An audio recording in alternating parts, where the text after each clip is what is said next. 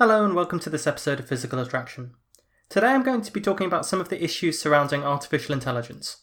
This is specifically motivated by the fairly recent release of a 100-page report from academics at the Future of Humanity Institute and the Centre for the Study of Existential Risk, which are two organisations that we've talked about a lot in our series of episodes on the end of the world.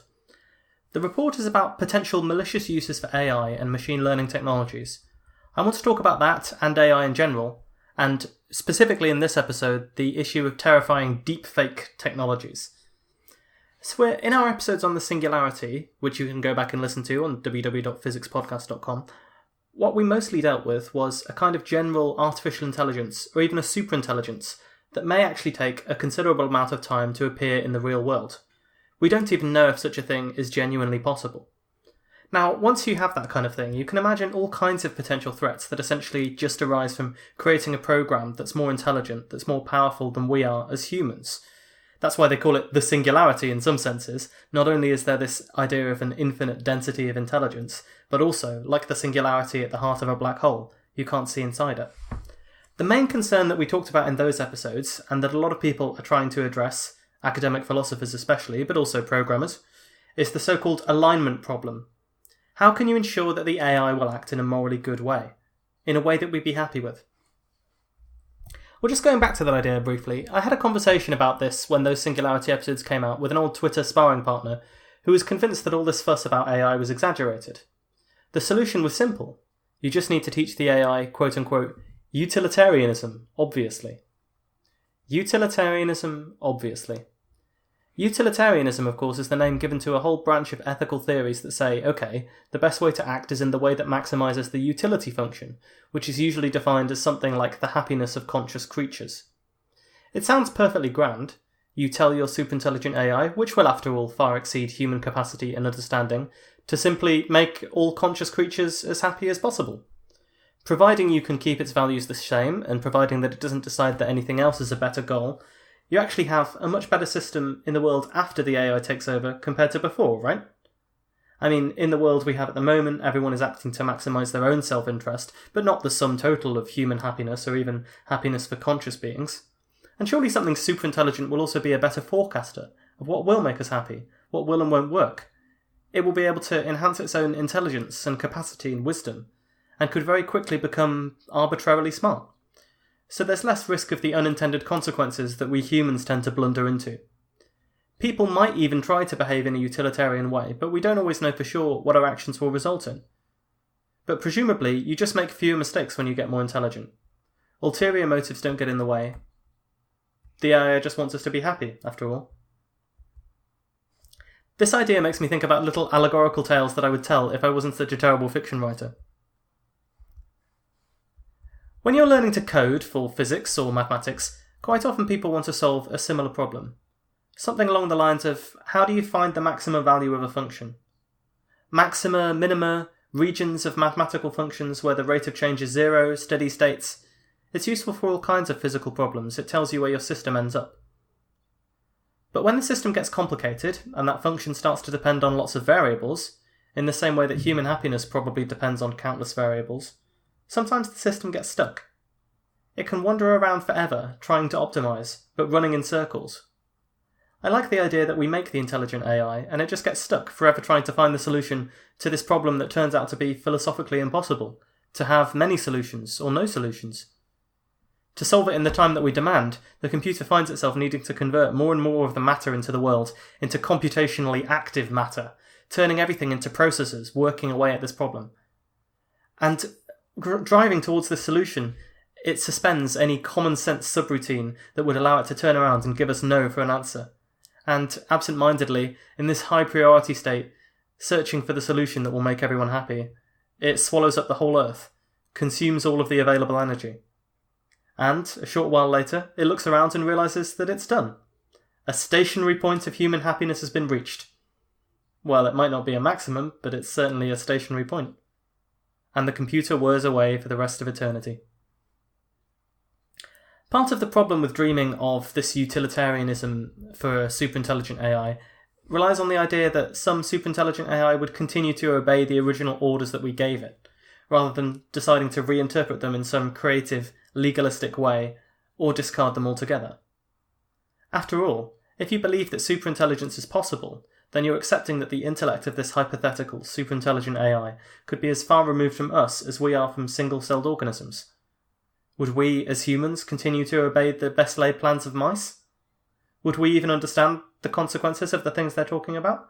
Or will we decide that maybe we know best what they want, what they need? But far more important than this problem is of course the main problem of utilitarianism, which is how the hell do you define the utility function? If you go for something basic like human pleasure, you end up with a world where the AI drugs the hell out of everyone to keep our serotonin and endorphin levels nice and high. After all, isn't that what you meant by pleasure? I couldn't find a more reasonable and consistent way of defining it. And what happens when one person's pleasure infringes on other people's? Do you round up and shoot all the psychopaths? How about all the depressives? And if it makes their families sad, get rid of them too? Or else do you alter them, fundamentally, neurologically, so that they too can be net contributors to human happiness? How do you weight the value of a death against other people's happiness? In some ways, if it's a painless death, it scarcely seems to change the value of that utility all that much, depending on how you define it and how other people react. On the other hand, if, for example, the artificial intelligence was able to keep people living for a very, very long time, maybe it thinks that a death is an awful lot of potential happiness points that it now can't score, in which case the solution is just to keep everyone alive as long as possible. What if the solution to maximising human happiness actually involves making one group of people very unhappy? Or sinking us all into a virtual world where we can experience things forever? I mean, you can spend ages and ages coming up with your own nightmare, corrupt-a-wish type scenario that could happen if you failed to specify exactly what you're supposed to be maximising.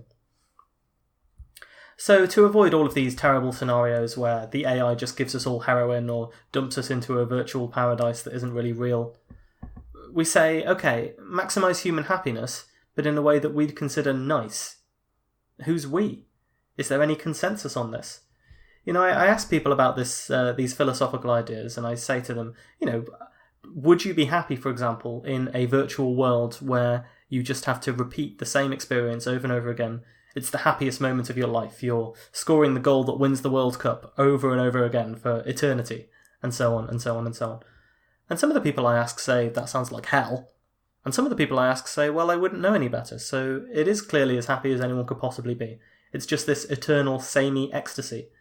Well, maybe that is a solution, but it doesn't seem like the best one to me. But there's no consensus on this at all. The problem of what is the right thing to do, what qualifies as a good thing to do, what an ideal outcome is, these are problems that democracies and human society struggles to solve always. But it's not just raw lack of intelligence that does it. It's lack of agreement about what to prioritise, what weightings to give which different parts of the utility function. And that's not even getting into the idea that we might communicate it improperly to the machine, which wouldn't understand these ideas in the same way that we do, or that it might decide that something else is worth maximising instead.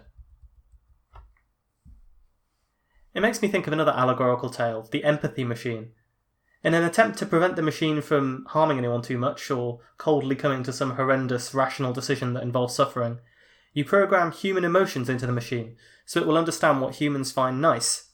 Maybe the machine is just a person with a person's emotions and moral values, but endowed with superintelligence and the unlimited power that we think will come with it. And then the person instantly becomes a neurotic depressive and kills themselves, or something along those lines. Like I said, there's room for improvement at getting better at these postmodern fairy tales. In a sense, though, maybe that's what all of this stuff about strong, superintelligent AI really is. After all, when you talk to the people who are on the cutting edge of programming these things, they seem to be less optimistic about how close we are to a singularity. But at any rate, you very quickly run into this kind of problem, and I think we've discussed it at length. It seems pretty philosophically intractable at the moment, and just as introducing nuclear weapons into a world that's not morally ready for them leads to perilous situations, so introducing this kind of superintelligent AI revolution into a world that's not philosophically ready for them could create a great deal of peril for the human race. But I think when I did those episodes on the singularity, and what I want to address now, is that I was remiss in not emphasising enough the kind of threats that might arise just from weak, narrow AI, the technologies that we're already in the process of developing, and that we will certainly develop before any kind of singularity-type intelligence explosion takes place. A lot of these technologies are already having huge amounts of influence in the world around us. I'm not an expert on AI, but even I know enough to know that lots of people disagree about how likely human-level general intelligence is to arise and when it will arise. Andrew Ang, a famous AI researcher, says that worrying about human-level general intelligence is like worrying about overpopulation on Mars. So the Malicious AI report takes a pragmatic view and looks mainly at the technologies that might be available in the next 5 years. So that's broadly what we're going to discuss in the rest of these episodes on the Malicious AI report. How these algorithms that currently exist could mess things up.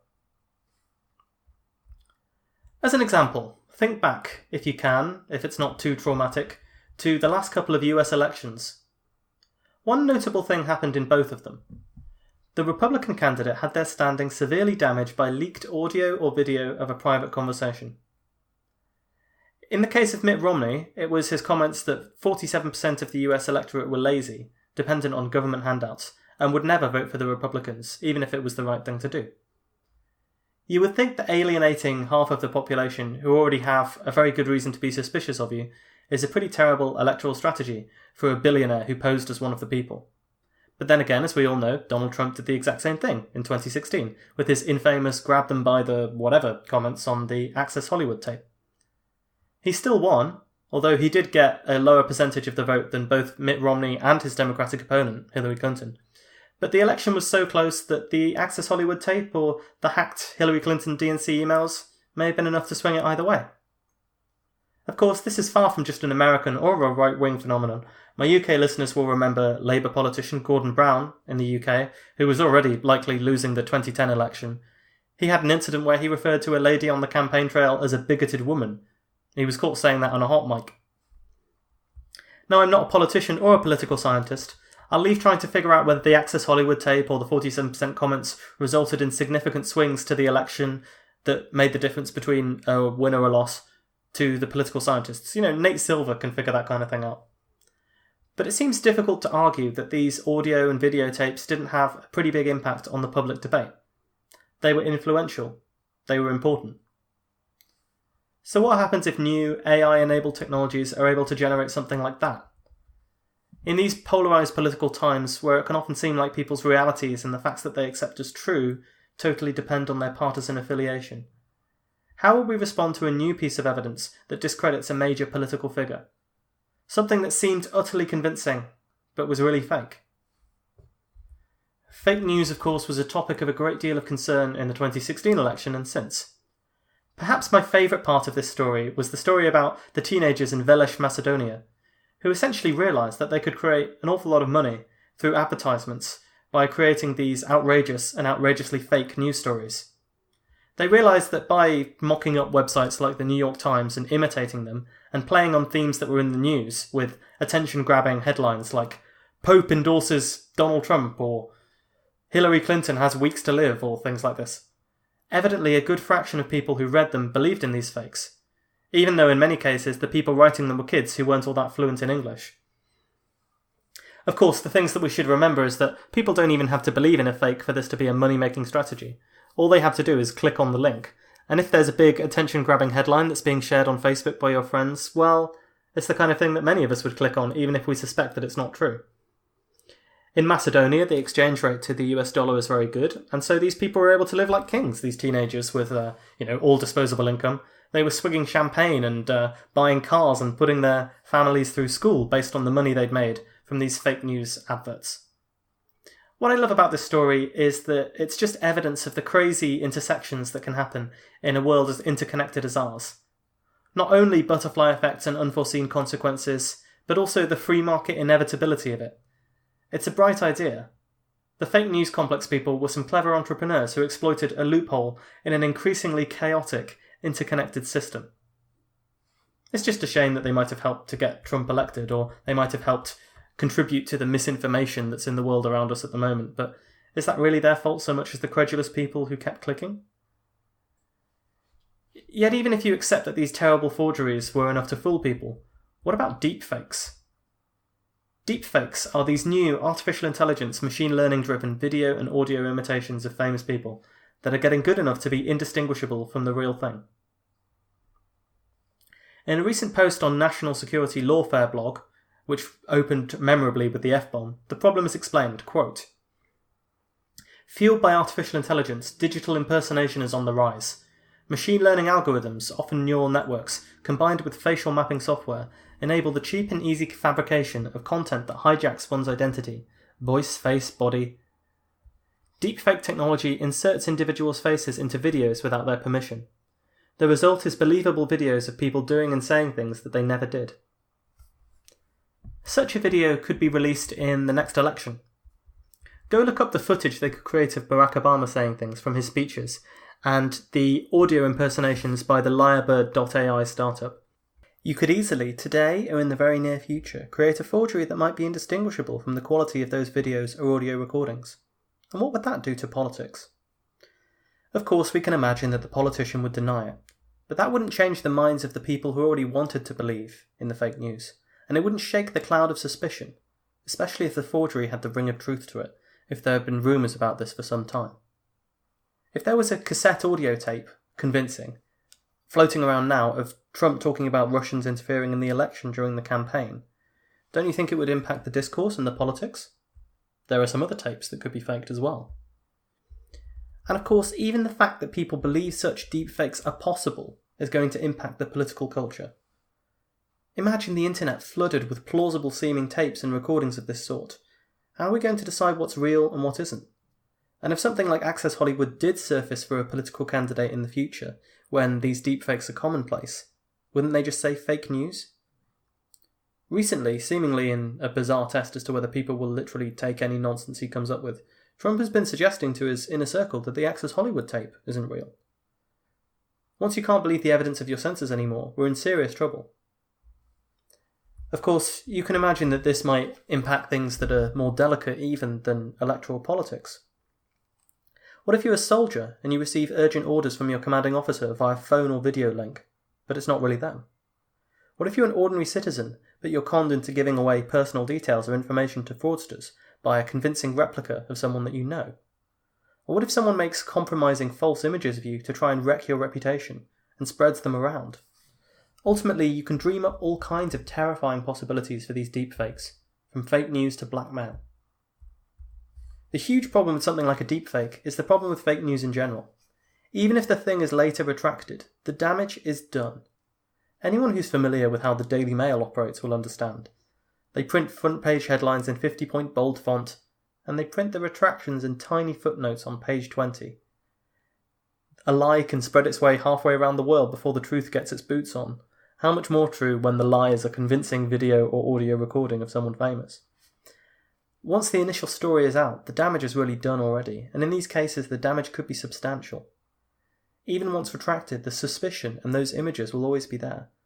Not to mention the fact that far fewer people ever read the retractions.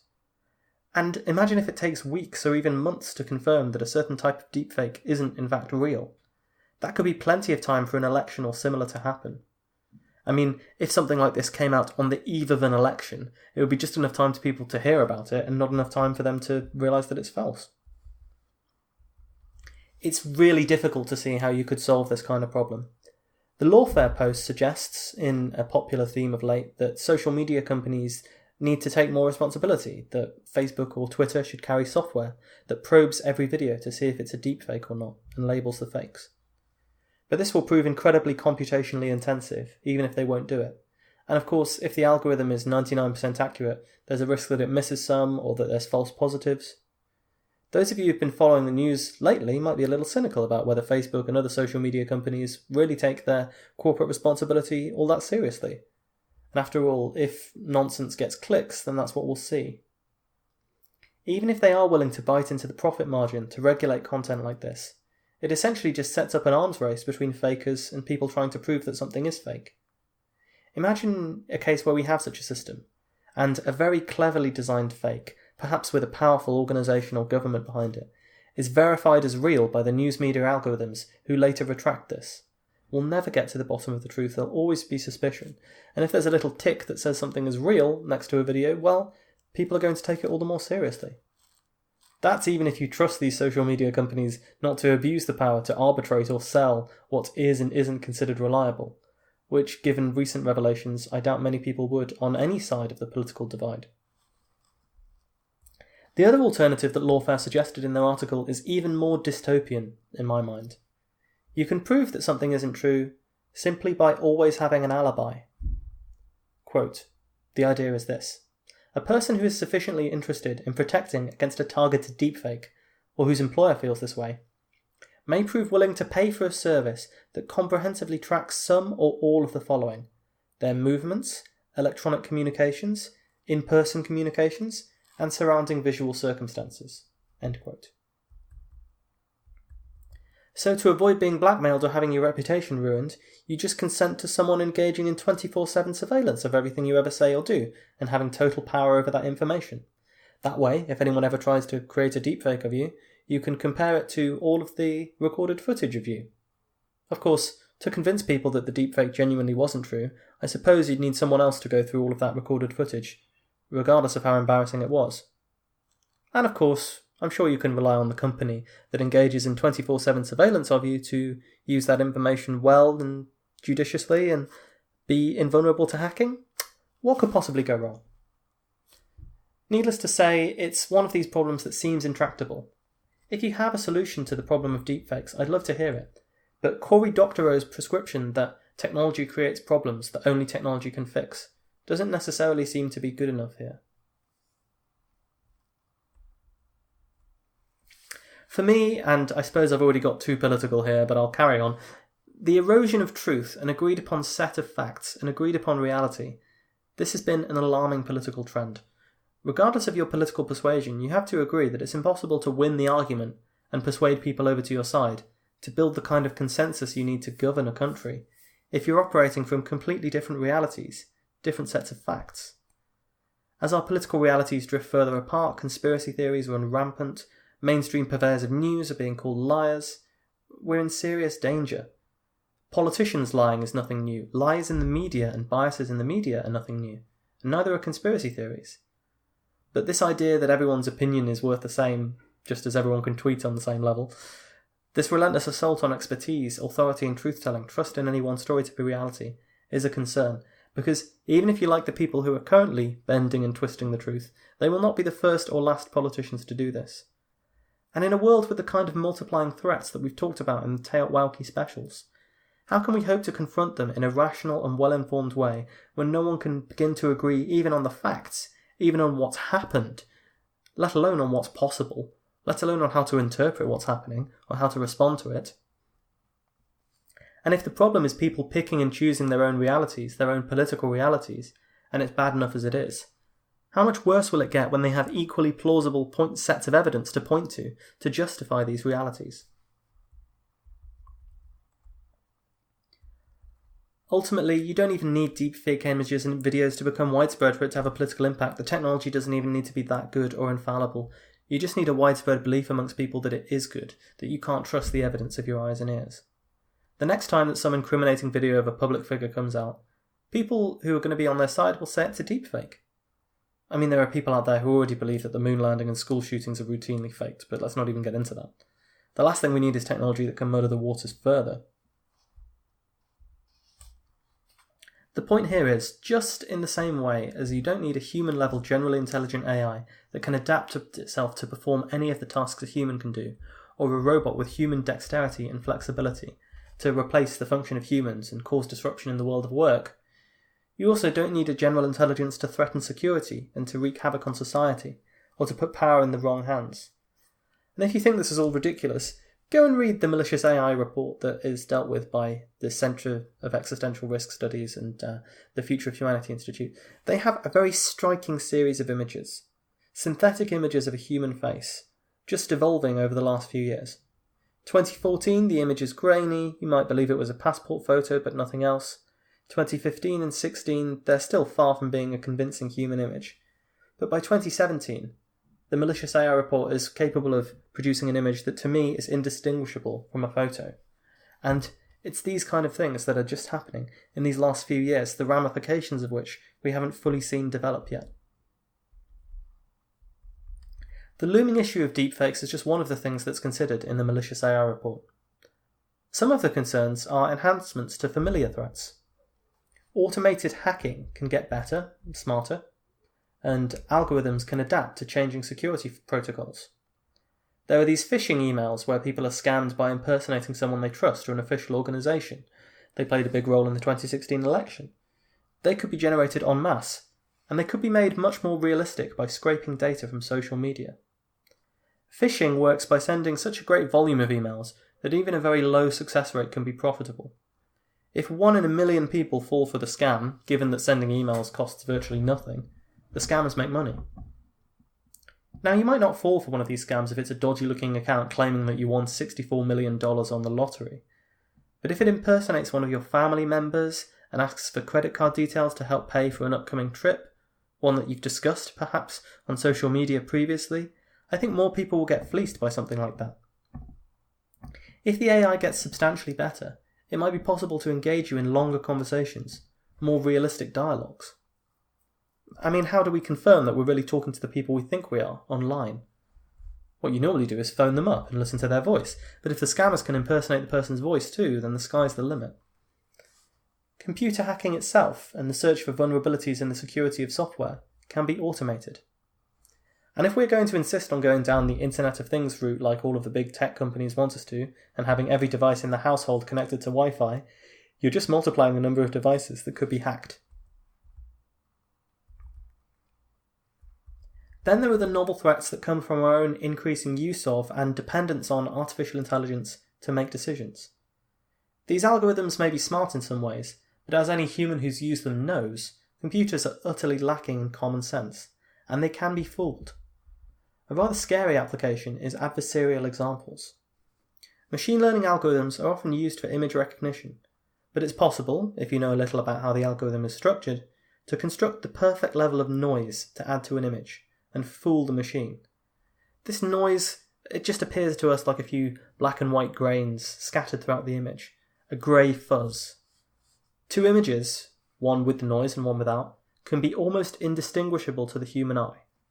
But by adding some carefully calculated noise, the hackers can fool the algorithm into thinking that an image of a panda is really an image of a gibbon, in the OpenAI example.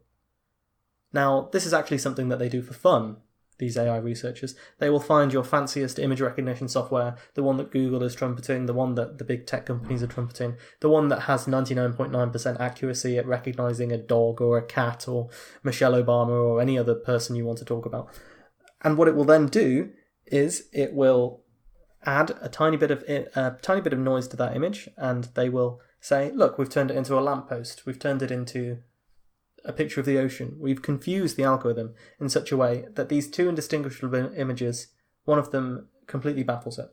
And these are these adversarial examples. Research conducted by the OpenAI Foundation demonstrates that you can fool algorithms even by printing out examples on stickers. Now imagine that instead of tricking your computer into thinking that a panda is a monkey, you fool it into thinking that a stop sign isn't there, or that the back of someone's car is really a nice open stretch of road. In the adversarial example case, the images are almost indistinguishable to humans. By the time anyone notices that the road sign has been hacked, just by putting a sticker on it, it could already be too late. As the OpenAI Foundation freely admits, worrying about whether we'd be able to tame a superintelligent AI is a hard problem. It looks all the more difficult when you realise that some of our best algorithms can be fooled by stickers.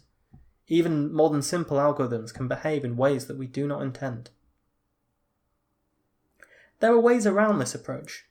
Adversarial training is something that lots of these algorithms go through, and it generates lots of adversarial examples and explicitly trains the algorithm not to be fooled by this bit of noise or that bit of noise. But of course this is costly in terms of time and computation, and it puts you in an arms race with the hackers. Many strategies for defending against adversarial examples haven't proved adaptive enough. Correcting against vulnerabilities one at a time is just too slow. And moreover, it demonstrates a point that can be lost in the AI hype. Algorithms, as well as not being aligned in the way we want them to, can be fooled in ways that we don't anticipate. If we don't learn about these vulnerabilities until the algorithms are everywhere, serious disruption can occur. And no matter how careful you are, some vulnerabilities are likely to remain to be exploited, even if it takes years to find them. Just look at the Meltdown and Spectre vulnerabilities that were recently discovered in processing units that are used in almost every computer. They weren't widely known about for more than 20 years, but that whole time they were sat there dormant. They could actually enable hackers to steal personal information, passwords, reconstruct files, reconstruct anything that's encrypted. Who's to say that you wouldn't put a huge amount of power in the hands of some trusted, tried and true algorithm, and then 10 years later someone discovers a critical vulnerability? Ultimately, the more blind faith we put into algorithms and computers in general, without understanding the opaque inner mechanics of how they work, the more vulnerable we will be to these forms of attack. Thanks for listening to this episode of Physical Attraction, part 1 of the series on Malicious AI Report. You can find all the back episodes of our show at www.physicspodcast.com, where you'll also find opportunities to donate to the show's Patreon or PayPal if you like what we do and want to show your support. There are bonus episodes that you can get for purchase on that same site, and the contact form if you want to get in touch with any questions, comments or concerns. You can also find our sister podcast, Autocracy Now, at www.autocracynow.libsyn.com. That's libsyn.com, which is currently dealing with historical dictators and autocrats. And you can follow us on Facebook at Physical Attraction or on Twitter at PhysicsPod. But the best thing you can do to support the show is to tell all of your podcast listening friends to check us out. Every listener helps. Until next time, take care.